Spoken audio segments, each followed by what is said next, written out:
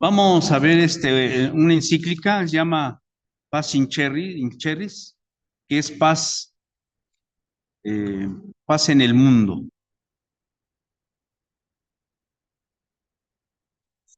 Y vamos a ver una constitución apostólica, que es la de el Gaudium et Spes, gozos y esperanzas.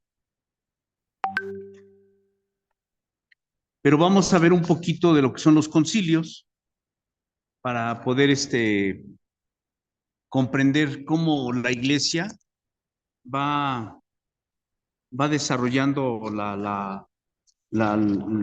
el cómo atacar las realidades que vivimos, la parte humana. Entonces, la parte humana se va atacando con base a la realidad que se vive, a lo que se va enfrentando el ser humano, cómo va inventando determinadas cosas que se salen fuera de lugar.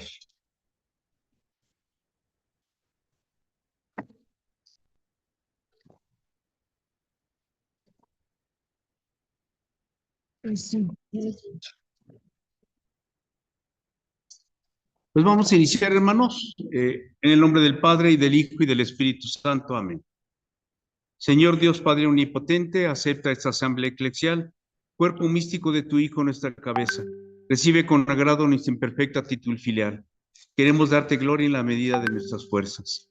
Cristo, Maestro y hermano nuestro, ven y santifica con tu presencia prometida nuestra reunión, expresión visible de nuestra unión invisible en ti. Únenos, enséñanos, guíanos, fórmanos, para que nos integremos en el equipo apostólico como aquellos 12 primeros. Divino Espíritu, luz preclara, fuego abrasador, vuelve a realizar en nosotros iglesia con perenne Pentecostés, para que plenos de sabiduría, valor y entusiasmo, al salir de nuestra reunión vayamos a derramar a nuestros ambientes sus dones, para gloria del Padre y salud de los hombres. Santa María, Madre de la Iglesia, siguiendo a Cristo nuestro hermano mayor, acudimos a ti buscando tu regazo, refugio de amor y escuela de apostolado. Forja en nosotros un corazón misionero, capaz de ilusionarse, de entregarse y de amar intensamente a Jesús y a todos los hombres. Amén. En el nombre del Padre, y del Hijo, y del Espíritu Santo. Amén. Bueno, hermanos, pues vamos a iniciar. Esta encíclica ya también se las mandé, la de Paz en la Tierra, se llama encíclica. Dice, no son de los concilios. Ahorita vamos a hablar un poco de los concilios para que podamos comprender un poquito cómo la iglesia se ha desarrollado en la realidad que vivimos. Entonces, Pacem Terris, se escribe Pacem in Terris. Pacem in Terris, paz en la tierra, escrita por el Papa Juan XXIII, publicada el 11 de abril de 1963. Ya para este tiempo, en el 63, ya estábamos cerca del Concilio Vaticano II. Ya se iban viendo otras situaciones de la realidad que estábamos viviendo. Con un subtítulo que sobre la paz entre todos los pueblos, que han de fundarse en la verdad, la justicia, el amor y la libertad. Dentro de la historia, después de la Segunda Guerra Mundial, estamos hablando del 1945, inició una especie de guerra fría, en donde a ver quién eran más poderosos, quién tenía más poder. Incluso Rusia interviene mucho también en sus dominios, en que se extienda más el comunismo, de ahí viene todo el comunismo, Lenin, Marx, todos ellos, que son los que van a introducir esta forma de política, esa forma de gobierno, que único lo que hace, ya lo vimos también, es esclavizar al hombre y a la mujer. Entonces, Se va viendo en esa Guerra Fría en la parte tecnológica. Uno de los puntos muy fuertes, álgidos, que surgen con respecto a la tecnología es las dos bombas de Hiroshima y Nagasaki que Estados Unidos lanza en Japón. Japón definitivamente se rinde con esas dos bombas, se ve la tecnología como está, ya se ve el desarrollo de armamentista muy fuerte, es otra tecnología, incluso ahorita con la guerra que tenemos, que se está llevando a cabo en Israel con Palestina, y luego ya se metió Irak, y se quiere meter Estados Unidos apoyando a Israel y Irak apoyando a los palestinos. Entonces ya empieza a haber una situación muy fuerte. Y China también, que es un país ya que es muy poderoso, quiere también meterse. Entonces estamos hablando de guerra. Pero aquí como nos empieza a explicar esa encíclica de paz en la tierra, ¿cómo se fundamenta la paz en los pueblos? En la verdad. Se tiene que hablar con la verdad. ¿Qué es lo que está sucediendo en la vida política interna de cada país? ¿Cuál es la realidad que está viviendo? Por ejemplo, uno de los países que es de origen marxista o de estos pensamientos es Corea del Norte. Él tiene hundidos en la pobreza a su país y se da a conocer al mundo como si estuviera perfecto, como si todo fuera un desarrollo tecnológico, un desarrollo económico. Y no, es una familia que son los que llevan todo este poder, son los que están esclavizando prácticamente a su. Entonces hay mentiras. Entonces es verdad. Justicia, ¿hasta dónde es justo lo que estamos haciendo, lo que se está haciendo? ¿Hasta dónde es justo el pago para un obrero? ¿Hasta dónde es justo el hecho de cosechar y no tener ganancias y que unos cuantos coman bien y los otros? ¿Qué es justo? El amor, eso lo vemos desde el punto de vista, ya lo vimos en la primera etapa de la pastoral social, que es el culmen de la felicidad y de la fidelidad hacia amor, hacia el hombre y hacia Dios. ¿Sí? ¿Por qué hacemos las cosas? Porque amamos a nuestros hermanos.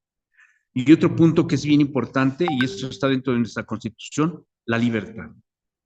Somos libres, tenemos libertad para caminar a donde yo quiera, ir a donde yo quiera. Claro, tengo que cumplir con normas, tengo que cumplir con obligaciones, y así debe de ser.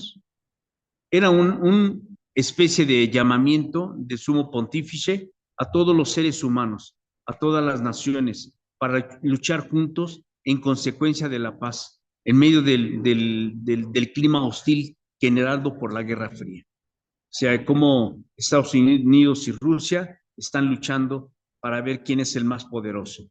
Actualmente sigue siendo lo mismo. Aunque Rusia se redujo, antes era la Unión Soviética, eran muchos Estados Unidos que se separaron. Ucrania es uno de los que se separaron, los segovinos se separaron. Entonces, como que Rusia quiere recuperar, pero lo único que hizo es una guerra donde hay hambre, hay pobreza. Se da en los años de la proliferación nuclear, donde el Papa pone de relevancia el tema de la paz. En este año se celebraba el Concilio Vaticano II, estamos hablando de los 60, bajo la alta tensión y desorden mundial después de la Guerra Fría. En la encíclica de la paz y de la dignidad de las personas, contiene la primera reflexión a fondo de la Iglesia sobre los seres humanos, hombres y mujeres, la importancia de la colaboración entre todos los miembros de la sociedad, en el cual su principio fundamental es: todo hombre es persona razonable y libre, con derechos y deberes que debe poner en práctica en la convivencia humana. Entonces, el fundamento de la paz es que todo ser humano, hombre y mujer, ¿sí? Es un ser personal. Eh, un ser personal que tiene el- que tiene, que es razonable, o sea, que piensa qué es lo que hace y piensa y sabe cuál es el bien y sabe cuál es el mal, que es libre con derechos y deberes. Así como ya lo vimos también en los principios de la doctrina social, tenemos principios, tenemos deberes que tenemos que cumplir como ciudadanos, como personas, dentro de una vida social, dentro de la sociedad. Los poderes públicos son los responsables de resolver los problemas relacionados con el bien común universal. Eso también ya lo estuvimos analizando. Decimos que los políticos, que los gobernantes son los responsables de que los ciudadanos en cualquier país vean por el bien de esos ciudadanos y tienen la responsabilidad de dar una cultura de desarrollo. Es prioritario que tanto el hombre como la mujer tengan sus derechos y al formar la familia, ellos también como familia tengan el desarrollo familiar, eh, viendo el futuro de la prole, o sea, de los hijos, en donde van a tener lo necesario para vivir dignamente. Establecer normas para la acción temporal del cristiano, en una doble consigna de participación y colaboración, de abrirse ante los cristianos separados. Todos los hombres de buena voluntad, estableciendo un nuevo sistema de relaciones en la sociedad humana bajo el magisterio de la verdad, de la justicia y la caridad y la libertad. O sea, 4 puntos que eso se va a estar continuamente repitiendo. La verdad, la justicia, la caridad, la libertad. Sí, esos son el sistema con que deben de crecer la sociedad, los países. Lo que dice la Iglesia sobre los problemas sociales. La paz en la tierra. La paz no es la ausencia de la guerra, ni reduce el solo equilibrio de las fuerzas adversarias. Repito esa parte. La paz en la tierra no es solamente la ausencia de la guerra, sino reduce el solo equilibrio de las fuerzas adversarias. O sea, la paz es el fruto del orden plantado en la sociedad humana. Entre nosotros también como sociedad, entre nosotros como mexicanos, tenemos que restablecer la paz. Tiene que haber paz. Tenemos que luchar por la paz. Si yo estoy en un medio ambiente con los vecinos, tengo que luchar para que haya paz entre mis vecinos. Sabemos que hay vecinos que no son muy agradables para unos o para otros, por sus costumbres, por sus relajos que hacen en las calles, en donde también luego pues se meten con la propiedad de uno. Entonces hay que tener cierta paciencia para poder soportar, entre paréntesis, soportar determinadas situaciones para que haya un orden, una paz entre nosotros. ¿Sí? Entonces la paz es el fruto del orden plantado en la sociedad humana. Es absolutamente necesario el firme propósito de respetar a los demás, hombres y mujeres y pueblos, respetar la propiedad, respetar a la persona. No podemos nosotros estar luchando en contra de corrientes. Muchas veces mejor hay que callar o mejor hacerse un lado. Hay veces que cuando lo lastiman a uno físicamente, tiene uno todo el derecho de defenderse, pero siempre hay que agotar todos los argumentos por la paz, el respeto a los demás, hombres y mujeres. Pero en nuestro país, le, mm, lamentablemente, no se ha logrado esta paz. ¿Por qué no se ha logrado la paz en nuestro país? Porque hay enemigos que hemos tenido que incluso podríamos pensar que posiblemente están apoyados por otras fuerzas dentro del país. Si hablamos del crimen organizado, si hablamos de los narcotraficantes, todos ellos que pues han impulsado un mal hacia la sociedad. Ya desde el momento que dañan a una familia, a un negocio, pidiéndole ya determinadas cantidades económicas y eso pues no se va a trabajar para ellos. Aquí volvemos otra vez. ¿Qué están haciendo los gobiernos para que no haya esta situación, donde haya un desequilibrio de la paz?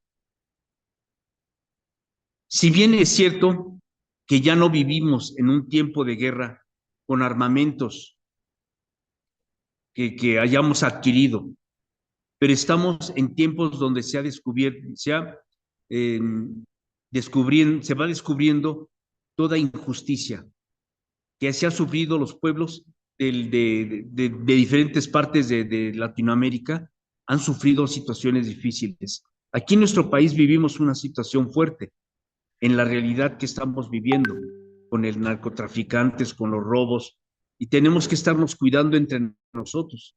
Y es necesario que entre los vecinos, pues entre ellos se cuiden también. Es la forma. Si llega un camión de mudanzas a llevarse todas sus cosas de su casa, pues ¿qué está sucediendo? Entonces, que haya la confianza entre los vecinos, de si ustedes van a salir, los vecinos, te encargo mi casa, voy a salir 2, 3 días o lo que sea. Entonces, eso nos va a ayudar para que haya paz entre nosotros y defendernos entre unos y otros. Sí. Ahora, por ejemplo, uno de los problemas que hemos dicho ya también y que hemos analizado con respecto a la pandemia, las acciones para afrontar la pandemia del COVID-19 en América Latina no ha tenido un enfoque con respecto a los derechos humanos y a las poblaciones en diferentes países de América Latina. Aquí vivimos una situación del COVID, nos pusieron en cuarentena muy tardíamente, se murieron muchos hermanos, muchas personas. E incluso su casa de usted está cerca del Panteón San Lorenzo, que está para acá, para Iztapalapa, rumbo a Tláhuac, y nosotros veíamos la formación de todas las carrozas que llevaban para incinerar a las personas fallecidas. Eran muchísimas, no se imaginen ustedes lo que era ahí una situación fuerte. Estaba viendo un video de una persona que se dedica a incinerar en, en particular y platicaba de una experiencia que tuvo que en ese tiempo del COVID a la persona, al fallecido, era una mujer, la metieron al horno y la persona instintivamente, si estamos hablando de la persona que estaba muerta, se agarra de la barra y no se quería soltar. O sea, esta persona pues, se asustó, dice, pues, está muerta, ¿cómo es posible que esté tomando de la barra? Él deduce, esta persona dice, yo creo que esta persona no se quería morir. Ya le iban a incinerar. Pero estaba muerta, se murió de COVID. O sea, muchas situaciones que pasamos donde nuestros gobiernos no actuaron a tiempo. Incluso en tiempos de pandemia, en el caso de cualquier país, cuando se tiene que ordenar, se tiene se le tiene que obligar, ¿sí? Dentro del contexto del bien común, a todos, así tiene que ser. La pandemia provocó afectaciones en los derechos de la salud y los derechos canónicos de las poblaciones. Las crisis puso en evidencia las carencias ya de pandemia y sistemas de salud. Llegó un momento en que ya no había vacunas. En nuestro caso, fueron llegando vacunas de diferentes lados, pero tardías también, la cual era responsabilidad actual de los gobiernos, pero si había una improvisación por parte de los gobiernos por tratar de controlar la pandemia. O sea, muchas veces cuando no se actúa a tiempo, se tiene que improvisar. Y las improvisaciones, pues, nunca salen. Me acuerdo cuando en los hospitales que pasaban las escenas donde los médicos estaban súper cansados, sentados con todo su traje, de, parecían astronautas y no podían hacer otra cosa más que darles paracetamol porque no sabían qué hacer, no sabían cómo actuaba el virus, hasta que los italianos o los alemanes abrieron un cuerpo y vieron ya cómo estaba trabajando el virus. Y no era propiamente de los pulmones el problema era de que se producían los coágulos primero y después llegaban, eso es lo que hacía el virus, y llegaban a los pulmones y venía ya la falta de respiración. Entonces, cuando descubrieron esto, pues anticoagulantes y aspirinas, y en fin, ya empezaron a tratar de otra forma. Pero se había prohibido hasta abrir a los cuerpos para que no se contaminara, según lo que habían dicho los gobiernos. Las violaciones de derechos humanos que se registraron durante meses en las cuarentenas estrictas. Ante esa situación, en algunos países, los ciudadanos que se encontraban en las calles sin motivo justificado eran detenidos y llevados al centro de atención. O sea, yo creo que si eso se hacía con verdad y que tenía que ser así, porque ¿qué voy a estar haciendo yo en las calles cuando hay cuarentena? Y luego a veces sin cubrirse adecuadamente para evitar contaminar a los demás. El hecho de tener cubrebocas no era propiamente, es que era tanto para que no me contaminaran como yo no contaminara a otros, aunque no estuviera yo enfermo. Esa era una realidad. Pues lo consideraban para bien de la población, como dice esta encíclica. Se toman medidas extremas para poder ver el bien común. Es importante que la población, entre todos los miembros de la sociedad, en el cual su principio fundamental es todo hombre y mujer, es persona razonable y libre, con derechos y deberes, que debe poner en práctica en el convivio humano. Por lo tanto, en esta encíclica nos enseña que todos somos personas razonables y teníamos que ser conscientes de que la situación que estábamos viviendo, y no solo por el bien de nosotros, sino que para que colaboremos para el bienestar de todos. Eso es lo que nos habla esta encíclica. Es la realidad que vivimos. Estamos colocando un ejemplo de la realidad que nosotros vivimos del COVID-19. Pero la encíclica, ya desde antes de que sucediera el COVID, ya nos estaba anticipando qué es lo que teníamos que hacer y hasta dónde nosotros estábamos conscientes del mal que estaba en nuestro ambiente, hasta dónde no nos cuidábamos y hasta dónde cuidábamos a los demás. Esa es una realidad, ¿sí? Que se vive. Bueno, ahora vamos a ver, hay una, Gaudium et Spes, no es propiamente una encíclica, porque está dentro del Concilio Vaticano II. Si Gaudium et Spes, que quiere decir alegrías o gozos y esperanzas. Es el título de la única constitución pastoral del Concilio Vaticano II. Trata sobre la iglesia en el mundo temporal contemporáneo. Fue aprobada por los padres conciliares el 7 de diciembre de 1965 y solamente promulgada por el Papa Paulo VI ese mismo día. Contexto en el que se urge. Surge durante el Concilio Vaticano II como constitución pastoral. Surge en tiempos de la preocupación de la explosión demográfica. Había un problema, bueno, los países, el mundo, las Naciones Unidas estaban muy preocupados porque había un desarrollo de seres humanos tremendo en cada país y estaban preocupados supuestamente, incluso si se acuerdan, empezaron a ver anuncios en la televisión donde decían que éramos felices con un hijo, con dos hijos, porque en el tiempo de nuestros papás, pues sí éramos muchos.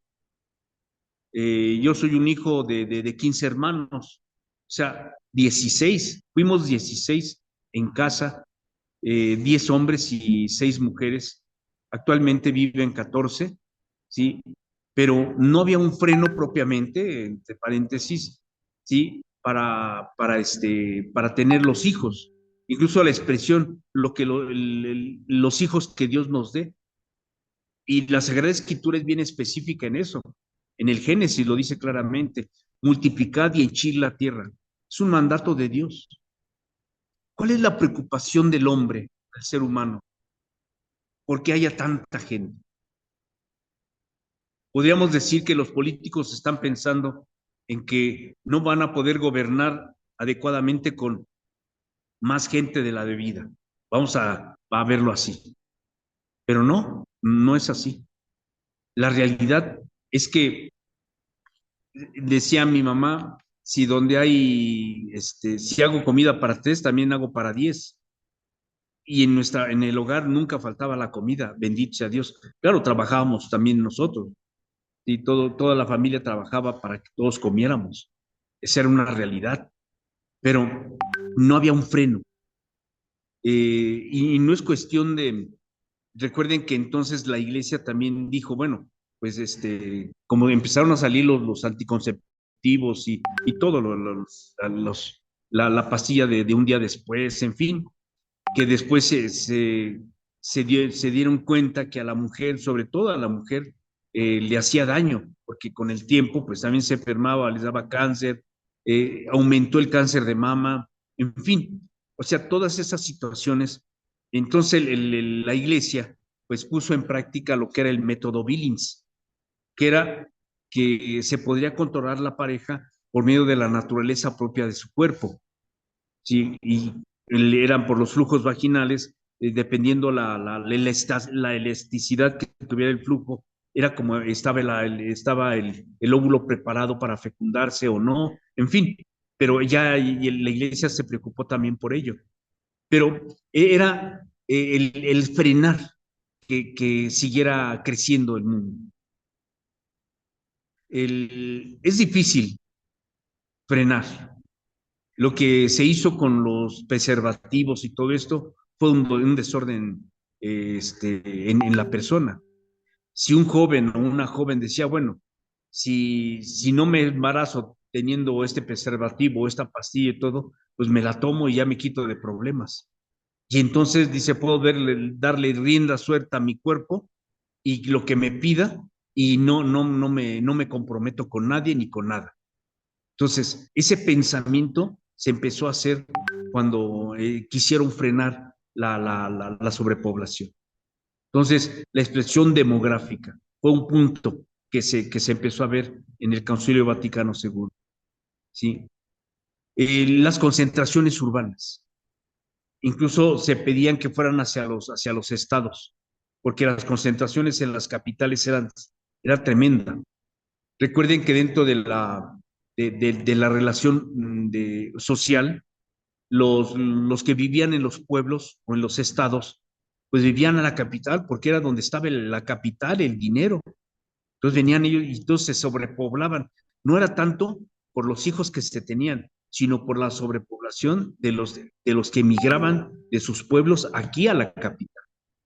Aquí ese es el chilango, el que viene de otro lugar y llega y se queda aquí en la Ciudad de México. Nosotros nos decíamos defeños porque antes era Distrito Federal, ahora es la Ciudad de México. Nos llamamos mexicanos, es que mexicanos, todos somos mexicanos. Y los que viven en el Estado de México, esos son mexiquenses. Entonces son mexiquenses, habían mexiquenses, defeños y chilangos. Y esa era la realidad. Ahora, ¿qué somos nosotros? Bueno, somos ciudadanos mexicanos que vivimos en la capital, capitalinos, podríamos decirlo así. ¿Sí? Entonces, habían concentraciones humanas, dignificación igualitaria de la mujer. Se empezó a ver mucho el de la situación de la mujer, surgieron las organizaciones feministas, incluso hubo organizaciones de choque y había una razón clara. Aquí en México se desarrolló mucho el machismo. El hombre es que dominaba, el hombre era el que, incluso esas expresiones, quien te da el dinero, quien mantiene a la familia es el que manda y nadie más. Así era. Y la mujer incluso estaba restringida para estudiar.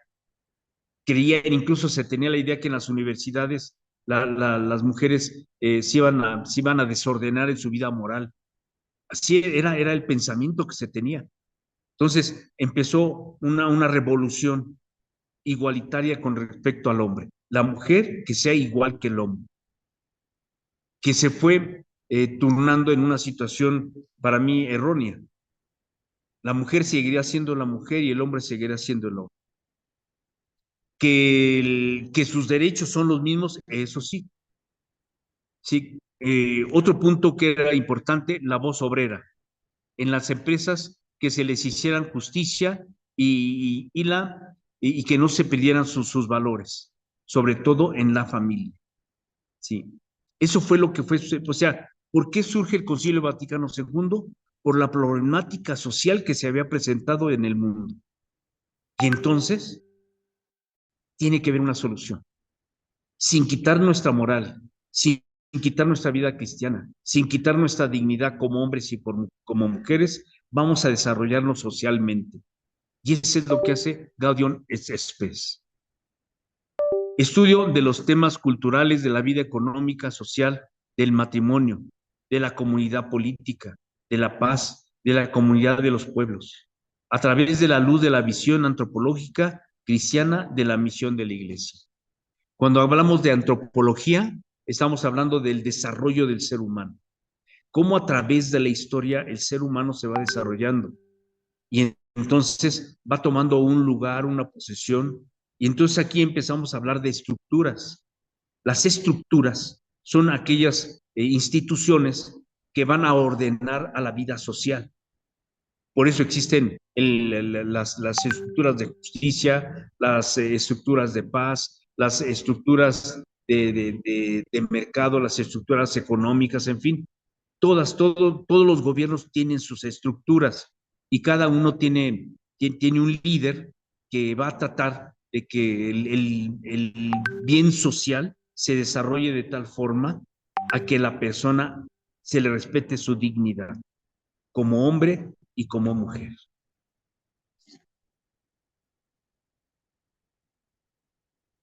Todo ello lo hace a partir de la persona y en la dirección de la persona, únicamente criaturas terrestres que Dios ha amado a sí mismo. O sea, nosotros somos los que estamos en este planeta, nos tocó vivir en este país, pues aquí nos tienen que respetar y nos tienen que ver como seres personales, capaces de razonar el bien y el mal. ¿Y qué es lo que yo quiero? ¿Qué es lo que yo deseo?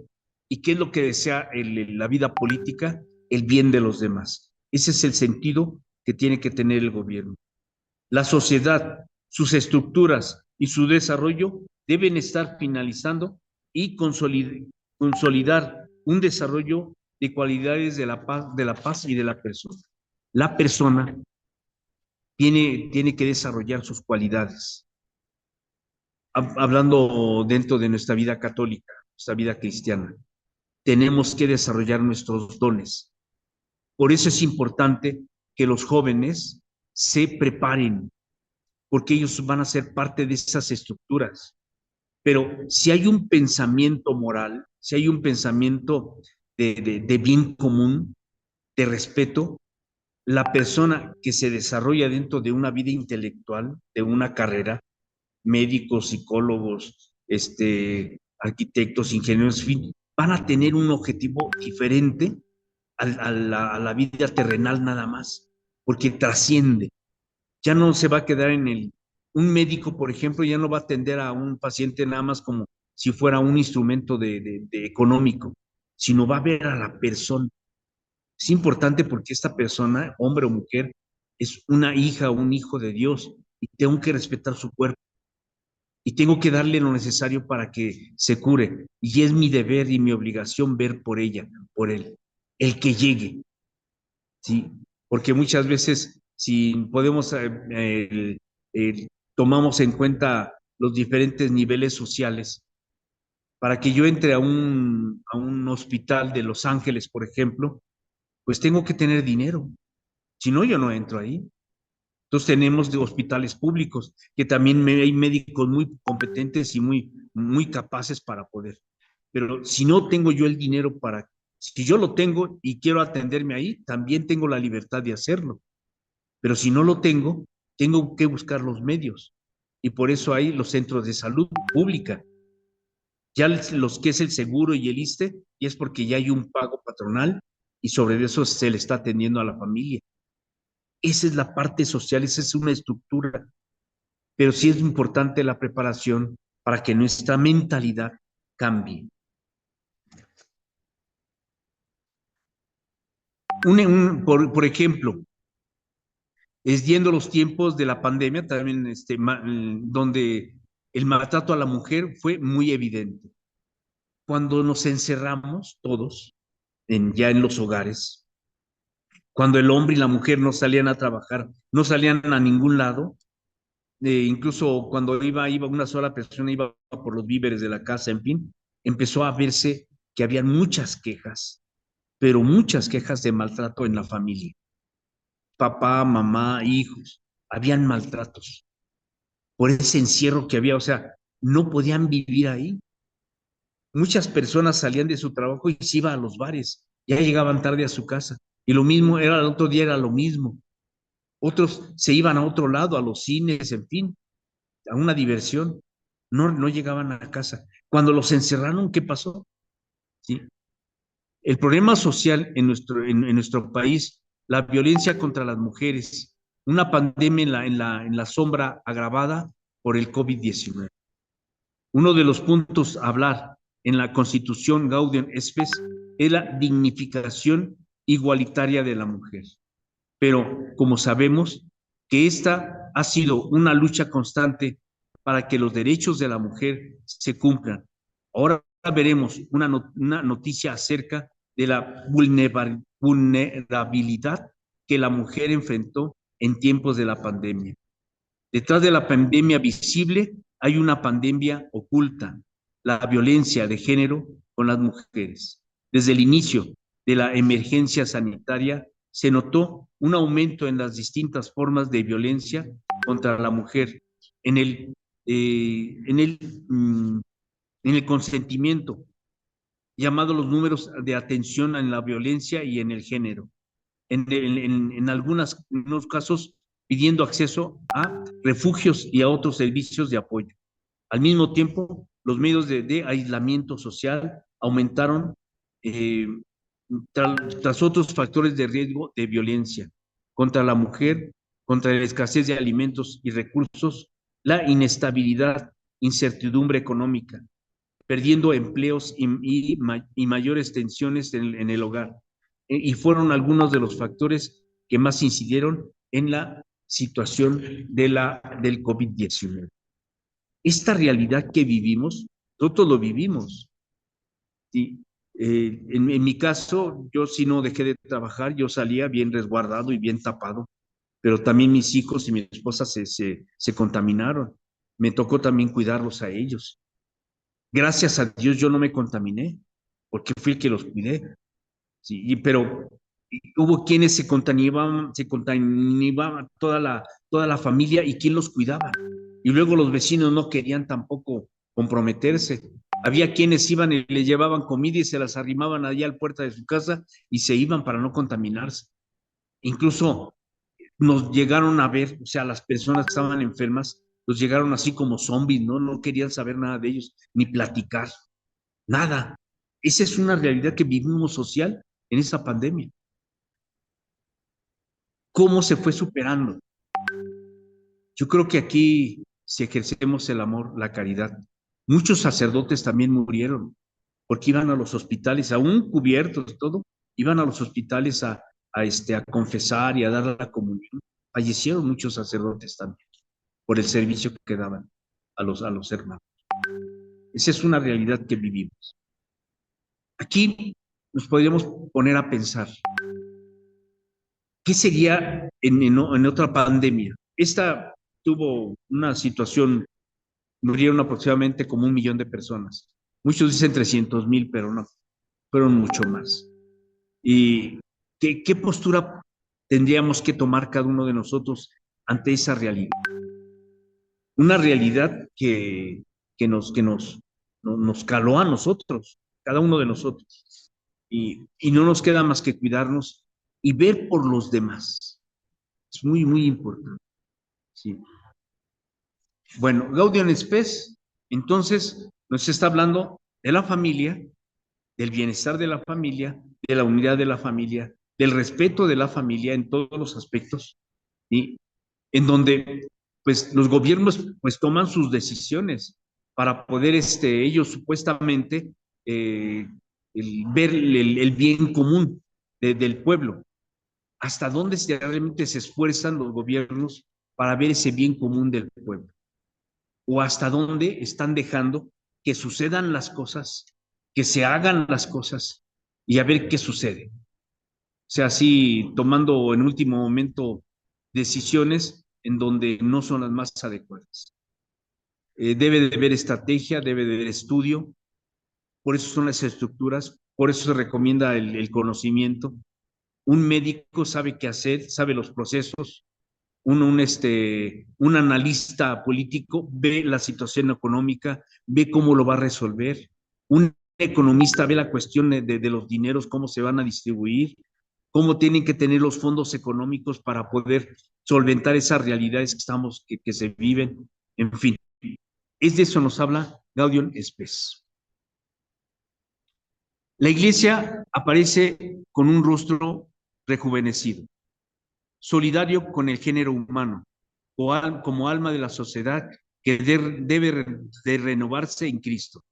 La sociedad debe de estar finalizada a desarrollar las cualidades de la persona humana. La iglesia debe de estar en continuo diálogo con el mundo.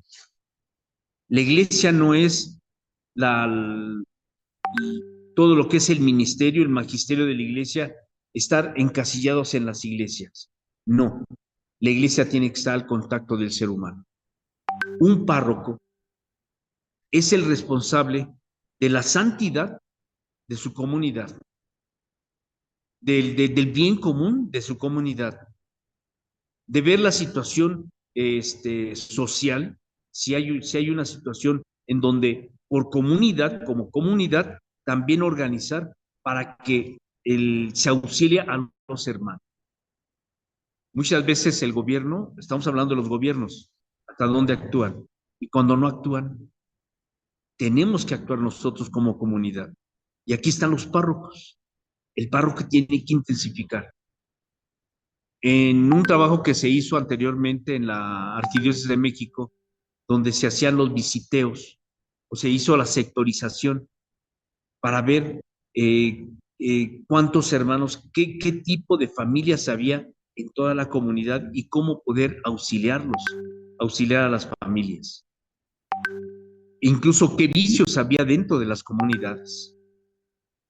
Se hizo esa sectorización, no se llegó al punto de, incluso si hubo lo que llamaban casas de oración, donde eran como casas vecinales, en donde ahí se llevaba la meditación de la palabra de Dios y se iba analizando también la situación social. No sé si a ustedes les tocó vivir. Yo lo viví en catedral y en todo lo que era el centro histórico estuvimos evangelizando con ese programa, ese proyecto. Pero ahí veíamos, es otro tipo de vida, porque como hay muchos comerciantes, pues son itinerantes, nada más llegan y venden y se van. Y hay unos que actúan y otros que no, otros que quieren ayudar y otros que no. En fin, es una situación ahí que se vive. La sociedad debe de estar finalizada en el desarrollo de las cualidades de la persona. La iglesia debe de estar continuamente en diálogo con el mundo. Decisión del hombre en el mundo actual, en, las, en los cambios, en las tensiones, en la parte científica, en la técnica, en lo social, en lo sociológico, en lo moral, en lo religioso.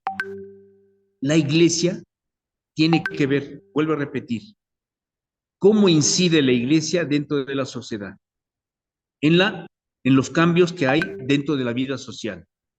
en las tensiones que hay. Por ejemplo, en el tiempo de las votaciones, había tensión, ¿sí? En el narcotráfico hay tensión, ¿sí? En lo científico, hasta donde ahorita estamos pasando por una situación muy fuerte con respecto a las ideologías de género que ya las vimos, y un punto que hemos visto es con respecto a la homosexualidad y al lesbianismo, en donde científicamente quieren demostrar que así nace la persona, que tiene genes ya de ser homosexual y tiene genes ya de ser lesbiano, lesbiana, en fin. Y no, científicamente no está demostrado eso. O cuando dicen los políticos, es que el ser humano es ser humano hasta las 12 semanas después de la fecundación. Y tampoco científicamente no está demostrado esto. Científicamente el ser humano es el del momento en que hay la fecundación del óvulo y el espermatozoide. Y de ahí es falta el desarrollo nada más. Esa es la parte científica.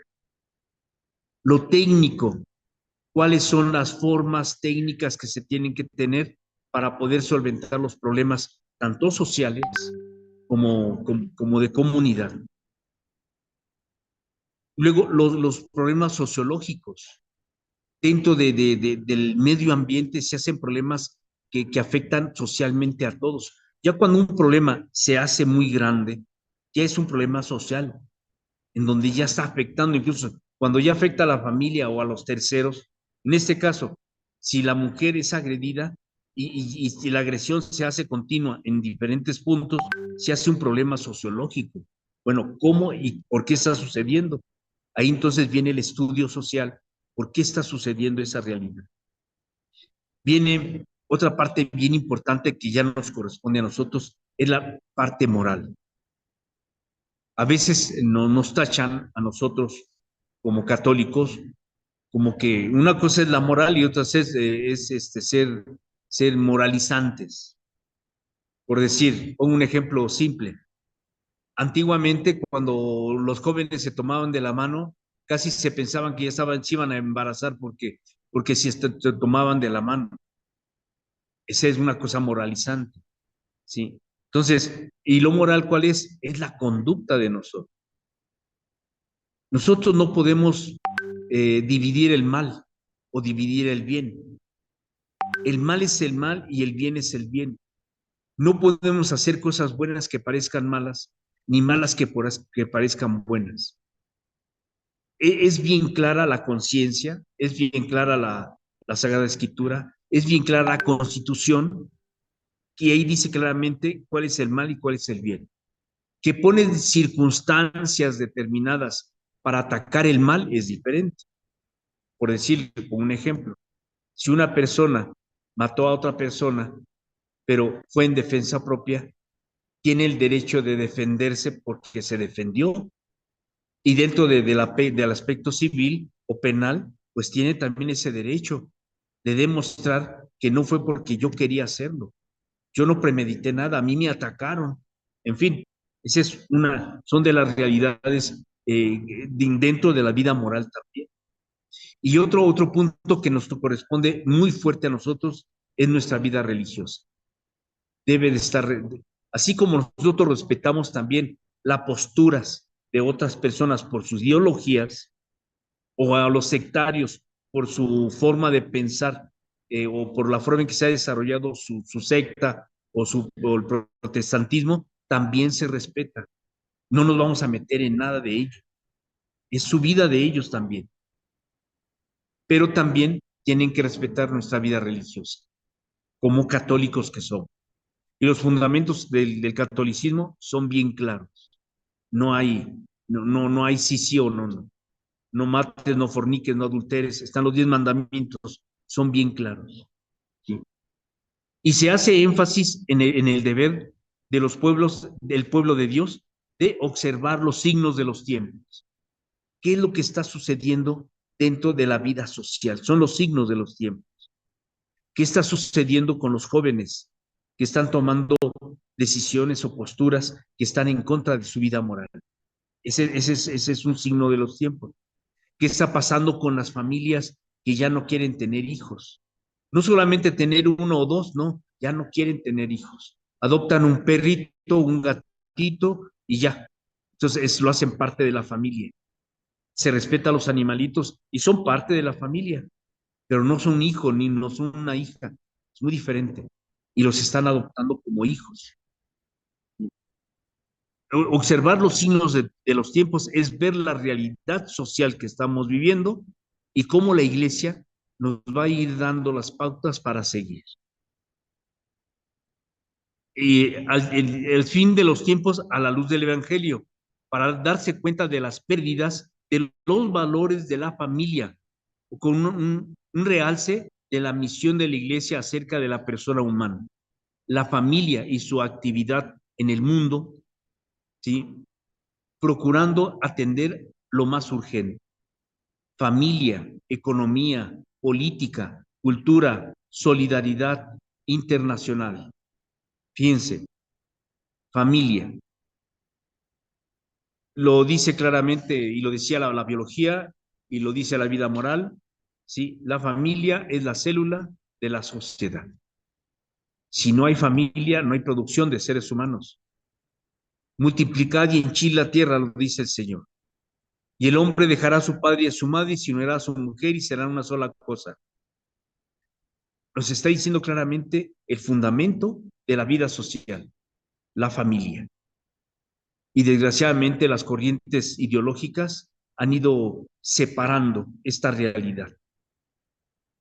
Nosotros como familia, que también respetamos a nuestros hijos de sus decisiones, aunque sean adversas a la vida católica, a la vida moral, se respetan también, pero nunca dejaremos de insistir por esa vida moral, por la familia.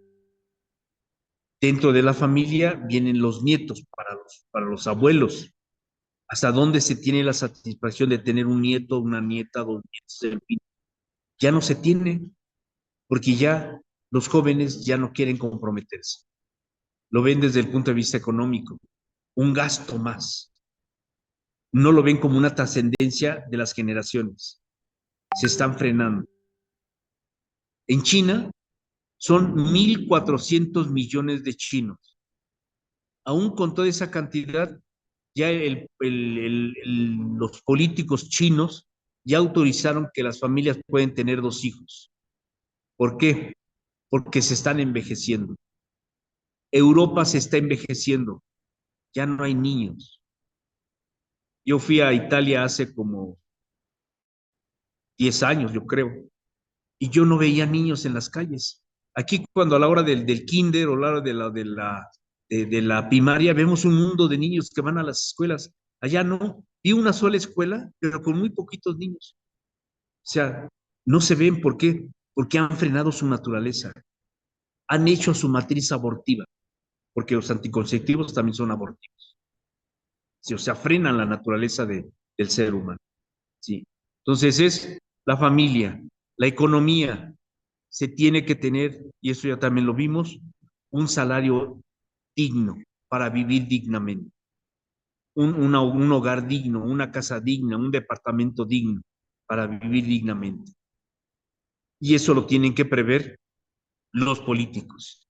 Hablamos de la subsidiariedad, ¿de acuerdo?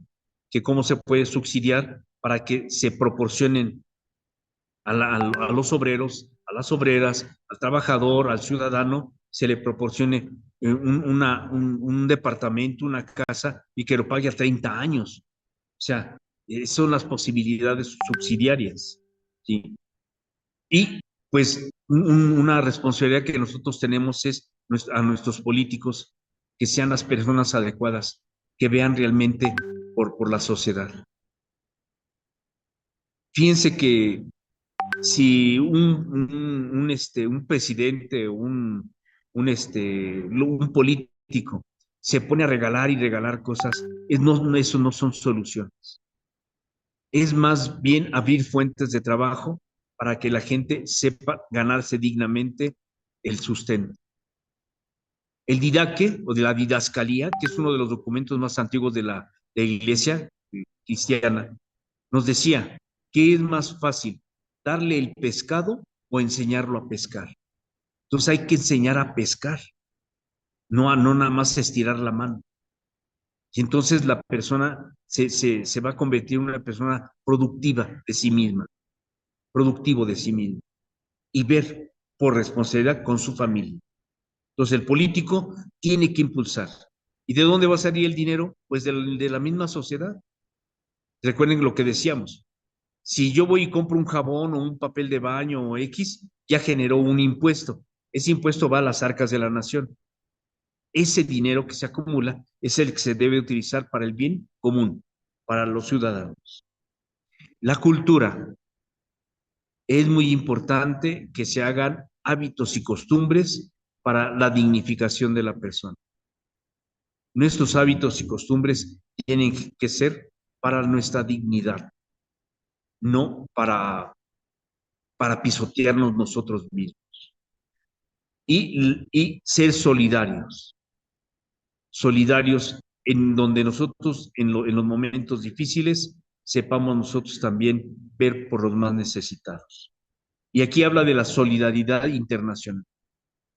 Si el cómo en el mundo hay una organización que presiona a los países para que sean también solidarios en su país.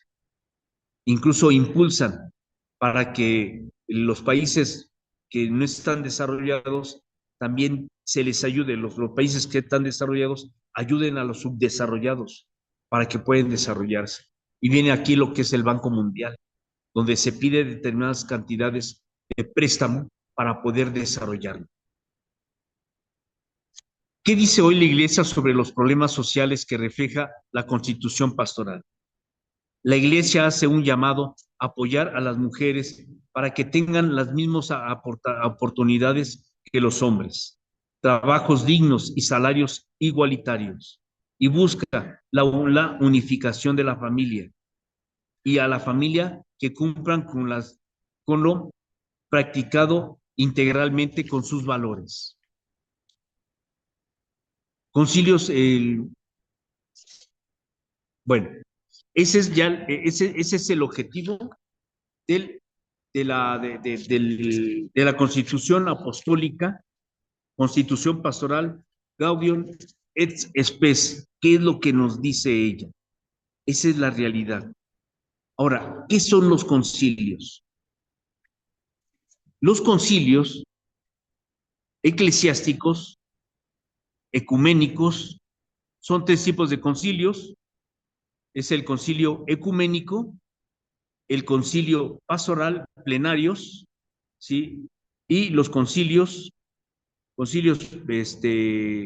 ecuménico, plenario y provincial. Son tres tipos de concilios.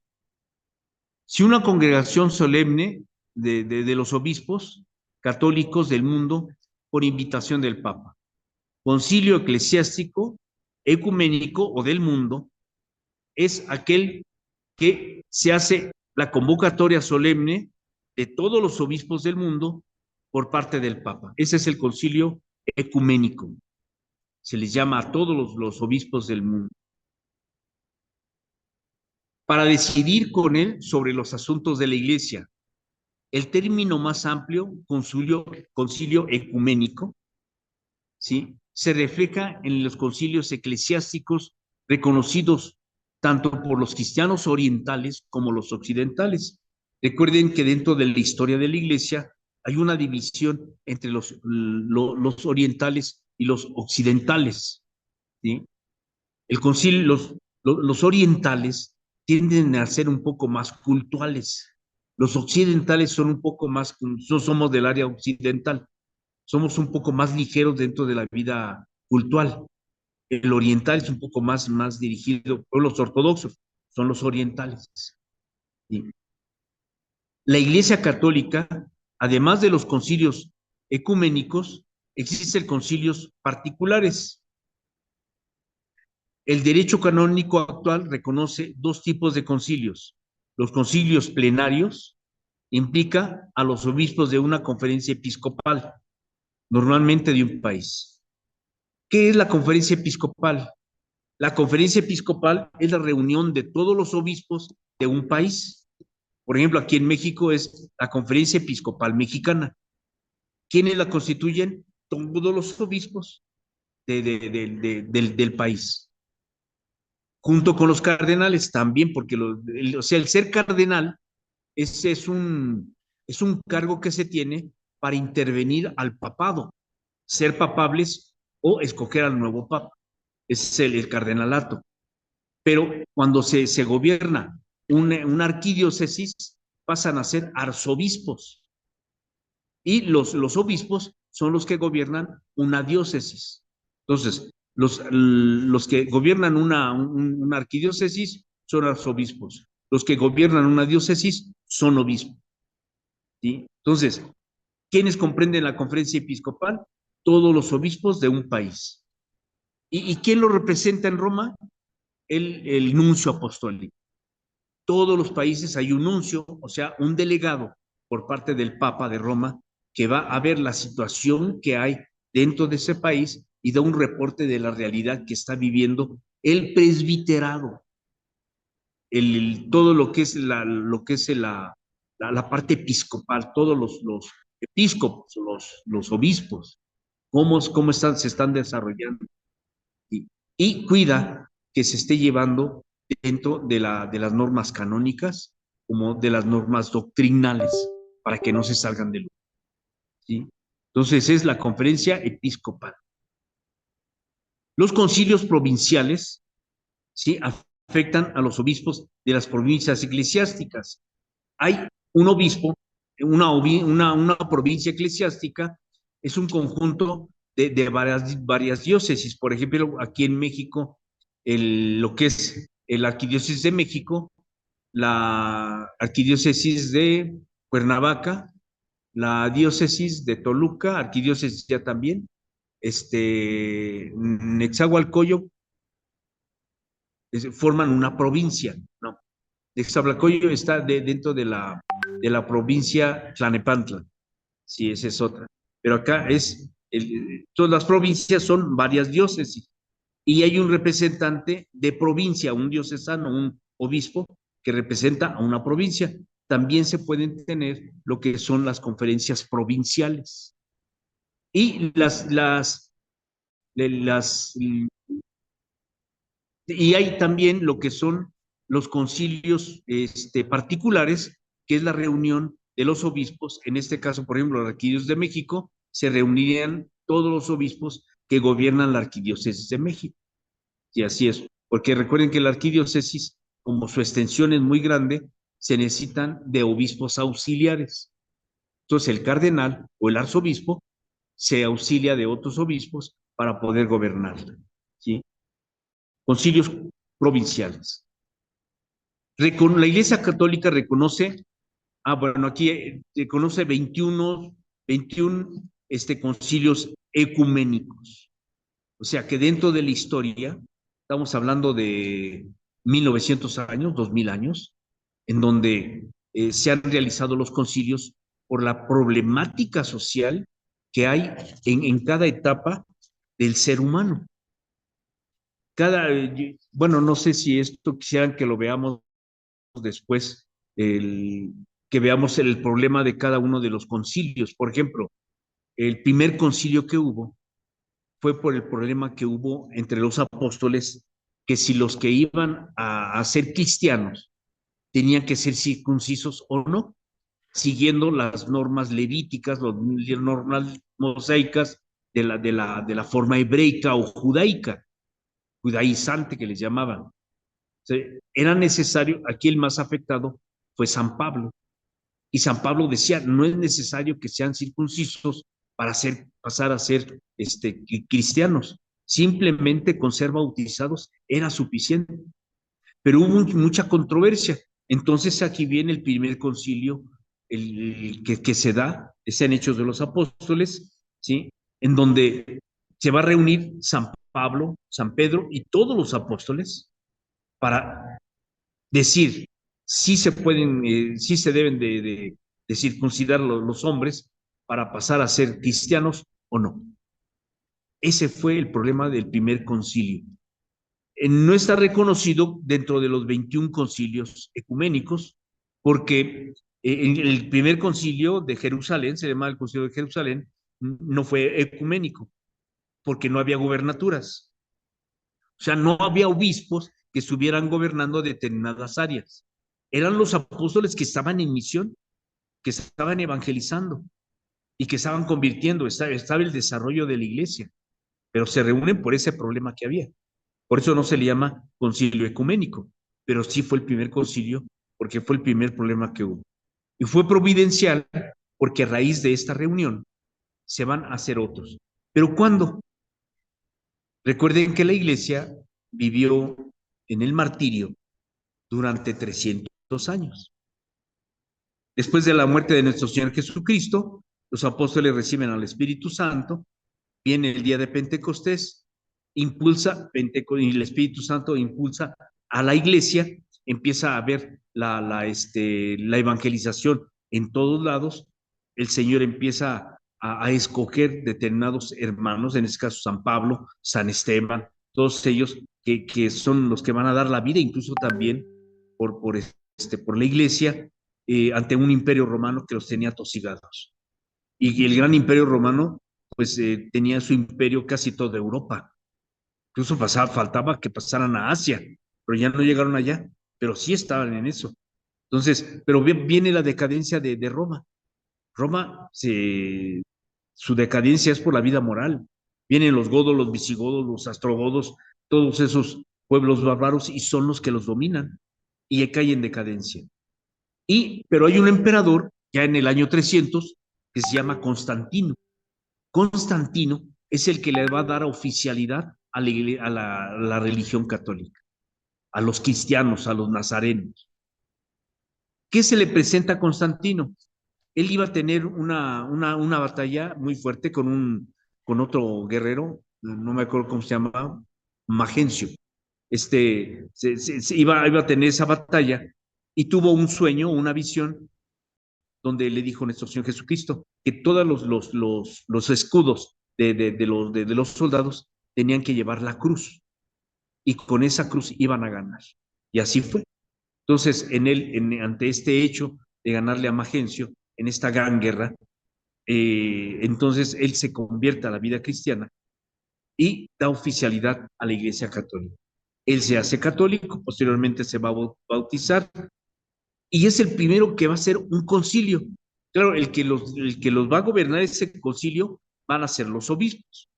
Imagínense, muchos de los apóstoles en 300 años se conocían de nombre o se conocían por cartas, pero no se conocían físicamente. El primer concilio que se da con respecto ecuménico, en donde se reúnen ya todos los gobernantes, los obispos, ya de las áreas tanto de Asia como de Europa, se va a hacer el concilio de Nicea.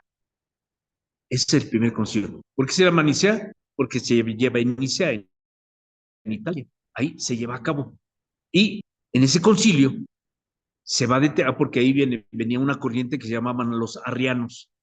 El arrianismo ponía en controversia que Cristo no era propiamente Dios, sino tenía una cierta naturaleza en un momento dado como Dios, pero no era Dios. O sea, cuando esto se escucha en este concilio, pues muchos de los obispos y muchos de los presbíteros, sobre todo obispos, son los que se presentan.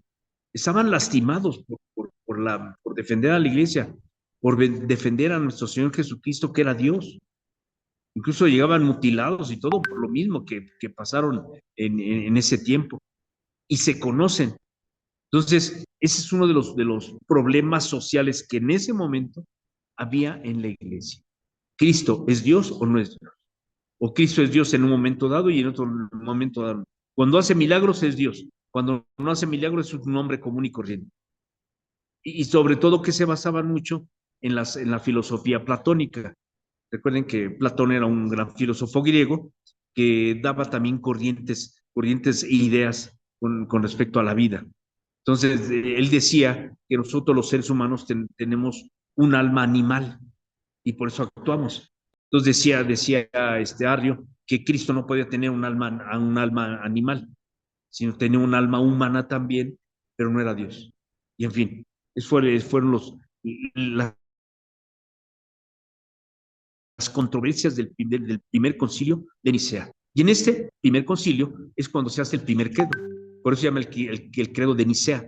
Ya en Constantinopla se va a complementar otro credo, y es el que le decimos, que recemos nosotros, que es el concilio niceno-constantinopolitano. O sea, de Nicea, de Constantinopla. Es el credo que actualmente hacemos en la Santa Misa. ¿Sí? Bueno, ese es el origen que se va dando de los concilios. La realidad del mundo que no va respetando su persona, que van a pisotear su dignidad del ser humano, lo que estaban haciendo los romanos. Pisoteaban la dignidad de la persona, de los cristianos, con tal de tener a su pueblo feliz, no importaba quiénes murieran, que los pisotearan. Y no. Entonces, los concilios van a empezar a aclarar las cosas como deben de ser, pero ya es la guía con respecto a la vida religiosa. O sea, actualmente se siguen llevando los concilios. Hubo un concilio ecuménico apenas en el 2023, ¿sí? Donde no se aceptó ni la diaconía de mujeres, ni ser sacerdotisas, ni la homosexualidad de los hombres, de los sacerdotes. O sea, eso estaba en boga en ese momento. Y no, se da a conocer la realidad que estamos viviendo. Y sí se pide el respeto a la homosexualidad y al lesbianismo, y se les pide respeto. Tampoco que se les maltrate, pero no son sacramentados. O sea, es muy claro la encíclica que sacó el Santo Padre también con respecto a la bendición. Bueno, entonces, los concilios van a ver la realidad social que estamos viviendo para el bien de la Iglesia y una vida moral recta, como debe de vivir. Eso no quiere decir que no nos desarrollemos y que no estemos dentro de la vida contemporánea. Sí, vamos a estar en lo contemporáneo. Vamos a vivir nuestra realidad, pero dentro de una vida moral. No se quita. Entonces, se reconocen 21 concilios ecuménicos ocurridos en un periodo de unos 1900 años. La naturaleza ecuménica de algunos concilios fue discutida durante algún tiempo, pero finalmente fue aceptada. Por ejemplo, el primer concilio de Letrán, en el concilio de Basilea, un libro de 1539 sobre los concilios ecuménicos del cardenal Dominicus Jacobus, los excluía al igual que otros estudiosos. O sea, hay cosas que no se aceptaron, o sea, definitivamente. Recuerden que también hay un concilio donde van a excomulgar a Lutero. Estamos hablando del 1500 y 1600. Recuerden que Martín Lutero fue aquel monje agustino que incluso pues se opuso a las indulgencias que daba la iglesia para las ayudas que se daban para la construcción del templo de Roma. Y entonces él lo vio desde ese otro punto de vista, pero se volvió rebelde y ponen que no son 7 sacramentos, que pone 99 tesis, entre ellas que Cristo no es Dios, que la Virgen no es virgen, en fin, muchas aberraciones que son los que arrastran a nuestros hermanos separados. Él es su padre de ellos, es Martín Lutero. ¿Sí? Entonces, es otro concilio, el concilio de Letrán, que es el que lo más común. Los primeros siglos no conocieron el concilio, pero finalmente fue aceptado. Por ejemplo, el primer concilio de Letrán, el concilio de Basilea, es con donde hablan de los libros estos. Los primeros siglos no conocieron concilios, por gran escala fueron factibles después de que la Iglesia liberara la persecución bajo el emperador de Constantino, que es lo que acabamos de explicar. En la historia de la Iglesia, los resultados de una discusión surge el primer concilio por la naturaleza de la Iglesia, o sea, lo que estamos hablando con respecto a la circuncisión. El concilio de Jerusalén, concilio apostólico, celebrado en Jerusalén alrededor del año 50 después de Cristo, y descrito en Hechos de los Apóstoles en el capítulo 15, que no se considera un concilio ecuménico, aunque la mayoría de las confesiones cristianos lo consideran. Una clave de la doctrina y de la enseñanza moral de la vida cristiana. Esa fue la primera reunión que tuvieron todos los apóstoles ante una realidad social que estaba afectando a la iglesia. Y así también lo son los concilios. No, esto, bueno, sí, yo creo que sí lo vamos a ver. Vamos a analizar cada uno de los concilios, pero reducido. Así como les expliqué ahorita lo de los arrianos, en el concilio de Nicea, sí, así también, porque hubo los cátaros, hubo muchas corrientes que quisieron quitar la doctrina de la iglesia. Fueron los cátaros, fueron los alfigenses, en fin, hay muchos, y ver también cómo van a influir las congregaciones religiosas, los benedictinos, los dominicos, que son los que van a defender a la iglesia con más fuerza, que van a ser las congregaciones religiosas. Recuerden que las congregaciones religiosas también se respetan dentro de la iglesia porque tienen su abad como si fuera su obispo, pero como congregación, y están lo que son la parte diocesana. Todos los diocesanos parten del Santo Padre, o sea, de la Iglesia de Roma son todos los diocesanos. Todos los que se constituyen, se forman en una asociación religiosa, se hacen religiosos y dependen de su obispo, o sea, de su abad o de su superior. Pero el superior también tiene contacto con Roma.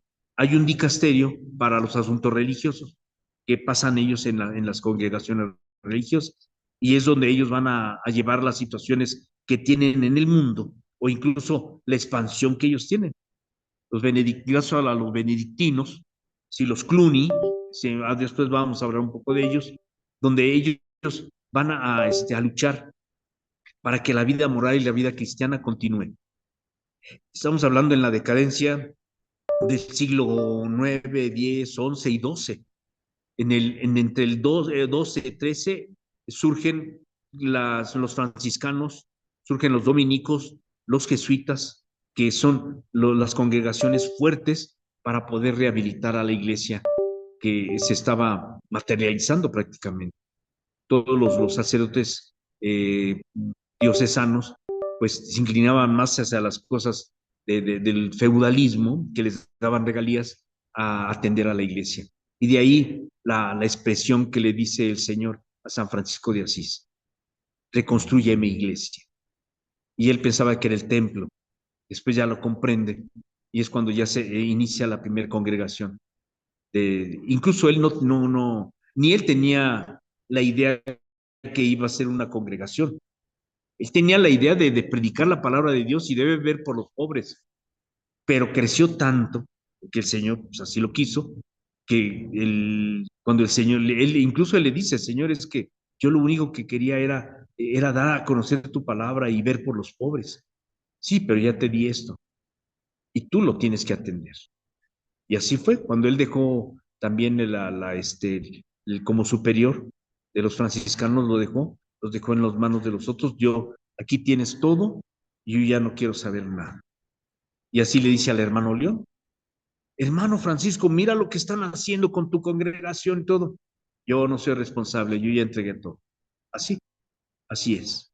Ese es cuando ya se pasa la responsabilidad a otros. Y si los otros hacen cambios que a veces aparentemente están afectando a la congregación, como afectando a la diócesis, ya es la responsabilidad de otros.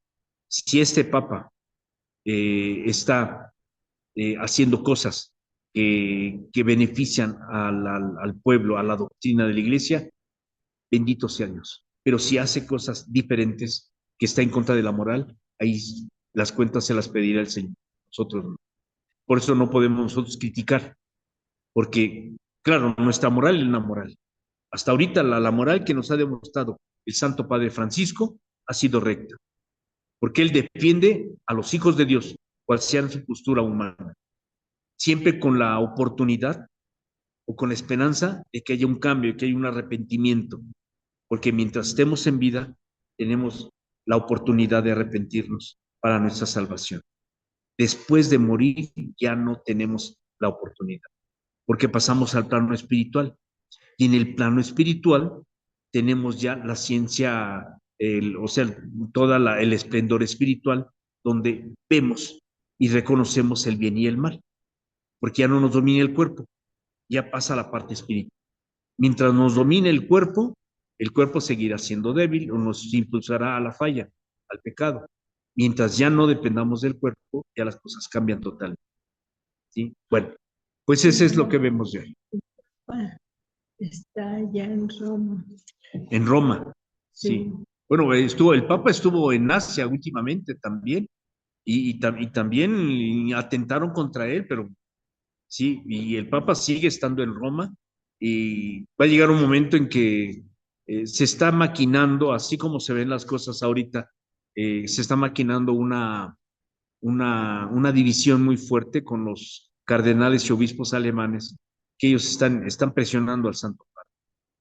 Paulo VI dijo una expresión muy fuerte: el humo de Satanás se ha colado en nuestra iglesia. Y así es. Satanás, los demonios, pero la culpa la tenemos nosotros porque debilitamos nuestra vida moral, nuestra vida de oración. Si tenemos que estar constantemente con una vida de oración, el rosario, que es muy, muy, muy fuerte para las cosas difíciles, para que tengamos sentido del por qué estamos viviendo. Los concilios nos van dando metas y caminos para que no nos involucremos en el mal. Pero también nosotros tenemos que hacer la lucha para que nuestra vida personal esté apegada a las cosas del Señor. Tendemos al mal, esa es nuestra naturaleza también, pero también tendemos al bien. Como dijo un padre, y con eso termino, nosotros hemos salido de las manos de Dios también, y Él nos ama y nos quiere.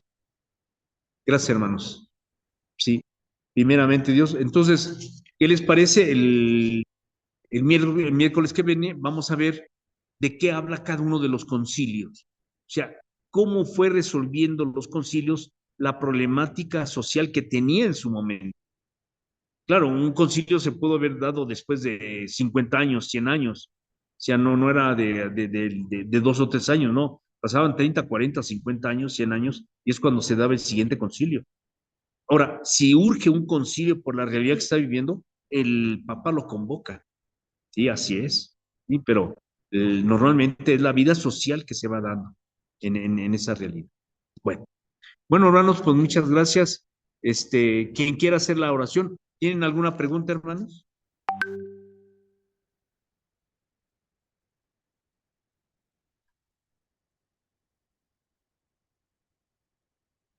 Pues vamos a hacer nuestra oración final, a ver quién la quiere hacer, de favor. Yo, hermano Carlos. Adelante, Bueno, hermano.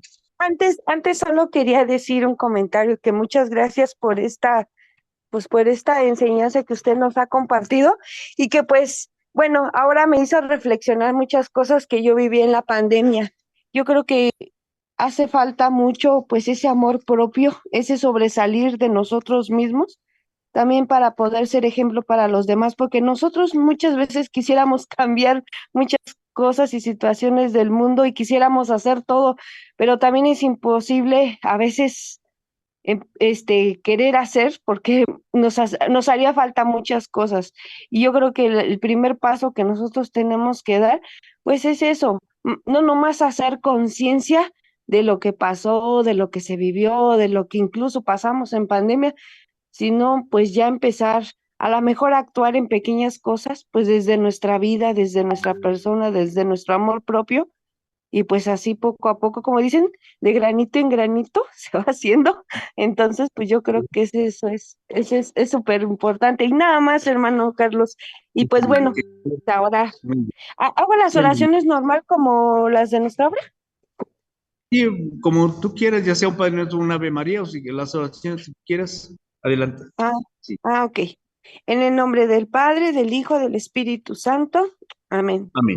Señor, te damos gracias por la vida, te damos gracias por la familia, te damos gracias por la iglesia que tenemos. Te pedimos, Señor, que nos abras la mente, el entendimiento, el corazón para poder pensar por los demás, para poder actuar como tú quieres que lo hagamos. Te pedimos fuerza, valor para hacer las cosas y todo esto te lo pedimos con la oración que tú nos enseñaste. Padre nuestro que estás en el cielo, santificado sea tu nombre. Venga a nosotros tu reino, hágase tu voluntad en la tierra como en el cielo. Danos hoy nuestro pan de cada día. Perdona nuestras ofensas, como también nosotros perdonamos a los que nos ofenden. No nos dejes caer en la tentación y líbranos del mal. Amén. Y a ti, mamita María, te pedimos que nos ayudes y que nos acompañes siempre para que podamos actuar como tú, que en medio del dolor y de esa ausencia de tu hijo, tú actuaste reuniendo a la iglesia, que nosotros podamos ser capaces de reunir a nuestros hermanos, de ayudarlos, de apoyarlos, de conducirlos para que ellos puedan ver por su propio bien y por el bien de los demás. Y te decimos, Dios te salve María, llena eres de gracia, el Señor es contigo. Bendita eres entre todas las mujeres, y bendito es el fruto de tu vientre Jesús. Santa María, Madre de Dios, ruega por nosotros los pecadores, ahora y en la hora de nuestra muerte. Amén. En el nombre del Padre, del Hijo, del Espíritu Santo. Amén. Muchas gracias, hermano Carlos. Ya les mandé el subsidio de los concilios, también para que lo vean. Si le dije a Leo que por favor se los mande, los vamos a estudiar uno por uno, sintetizado, porque es mucho. Que un día di un taller de historia de la iglesia y me tardé como un año, pero hoy es que era mucho. Pero vamos a sintetizar cada uno de los concilios para que veamos la riqueza que la iglesia tiene a través de la historia. Gracias, hermanos, que estén bien.